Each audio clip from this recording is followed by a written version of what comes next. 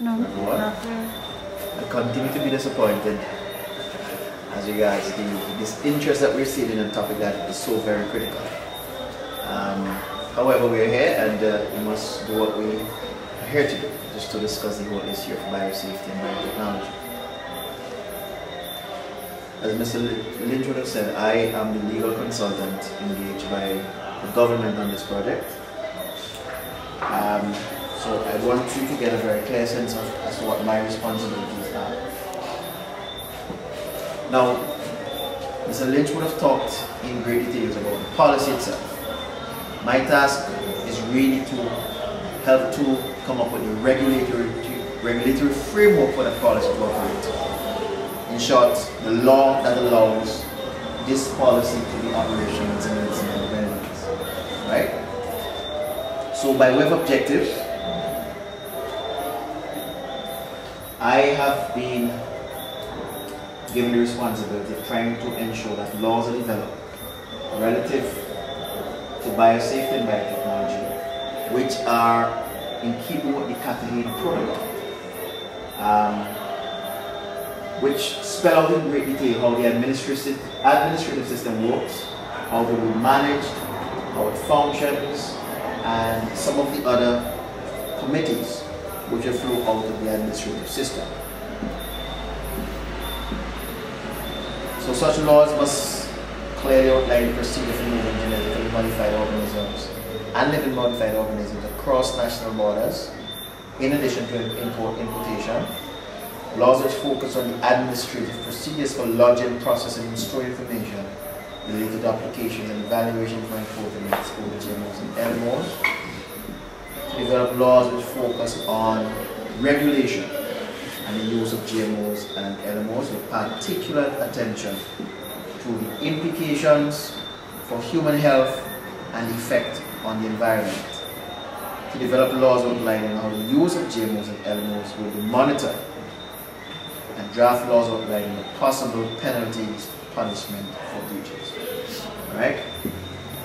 Now, as Dr. Lynch would have quite correctly discussed during his presentation, the statute is going to primarily look at two areas.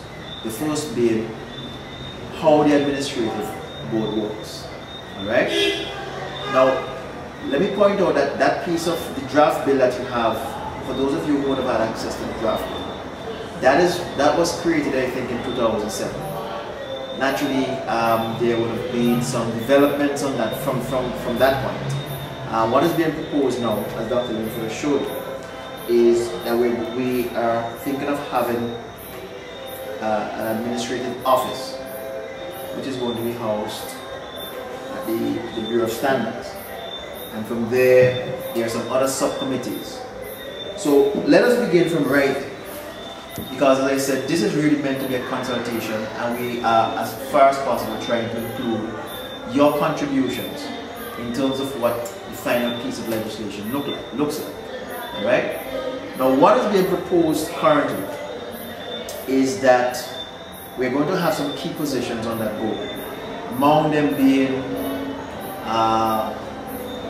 in the office address, we're going to have an accountant, because there has to be a biosafety fund. All of the monies which are collected from licenses have to be put into that fund. We must have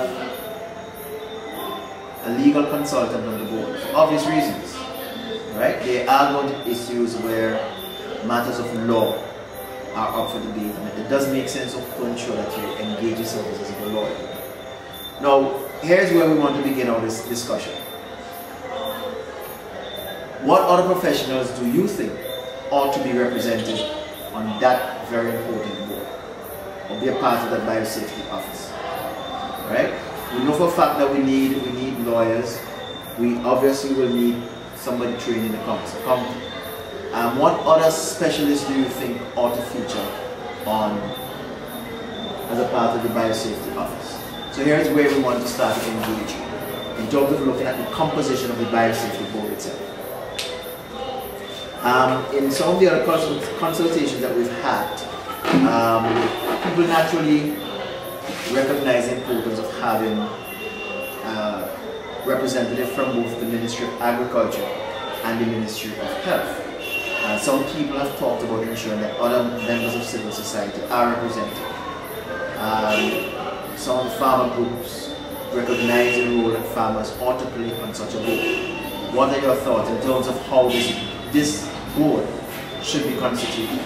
Yes, sir. Your opinion, voting public in St. Vincent, how many of them in a percentage terms do you think know what genetically modified organisms are? Well, 1 out of 4? That has been the challenge that we've had. Well, no one knows about this. I mean, so the consultation is nil and void because no one knows what GMOs even are. I doubt that 10% of Vincies know what GMOs are. No, but was it in the paper this week?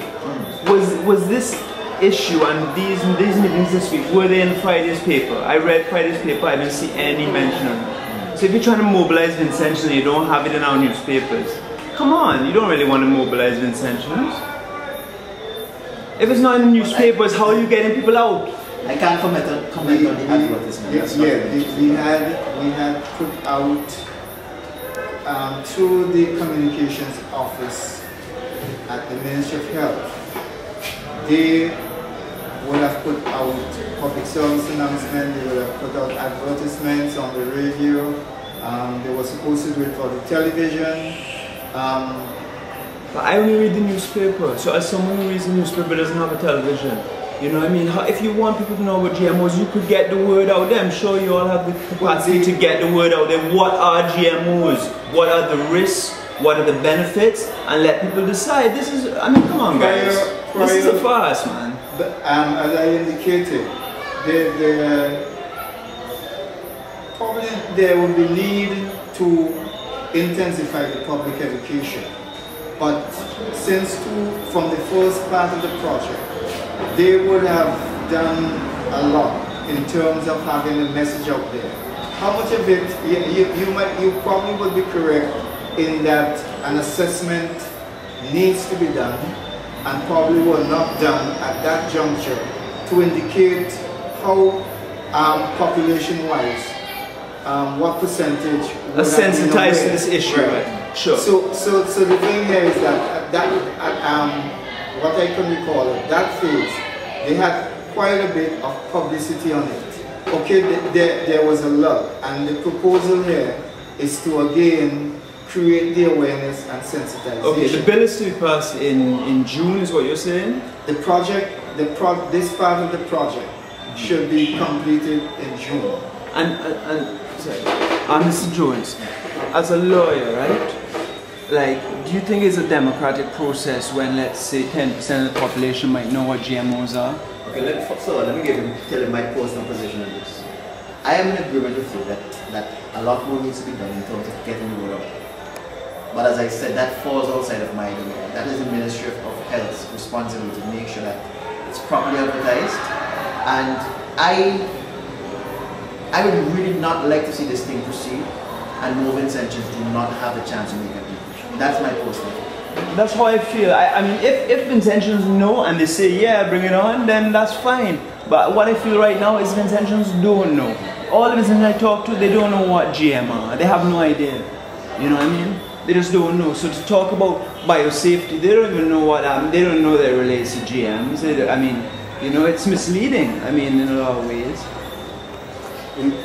You have been working on this since 2013?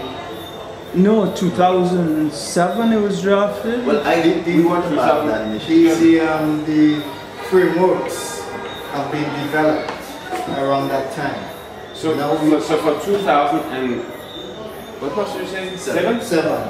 Up to now, that is about 8 years. No, there was after that period, there was no activity. There was no activity on biosafety from that period. Well, all I can say is I can read the papers quite a lot, right? And about maybe 4 years, odd years ago, I saw 8 weeks they had articles dealing with this biosafety. And I wondered what they were talking about, because me, it was kind of encrypted. And I mean, you know, because they were trying to say it, but they weren't really saying. It was very subtly done. So unless you're somebody who reads the papers very carefully, you wouldn't even have seen that we were in for this. I only knew we were in for it because of those eight weeks of articles, but is that the total of what we're going to give Vincentians to decide something as important as this? This is possibly an election year. This is a very sensitive issue because this is not being brought to the public's awareness, and democracy is not being served in this instance, you know. And I would really like you guys to appreciate that and see what you can do to get the word out there and get people interested in what are genetically modified organisms and what are they doing in our country, and where are the sectors where they are going to be possibly, you know, I mean, I just don't see the benefit. I'm sorry.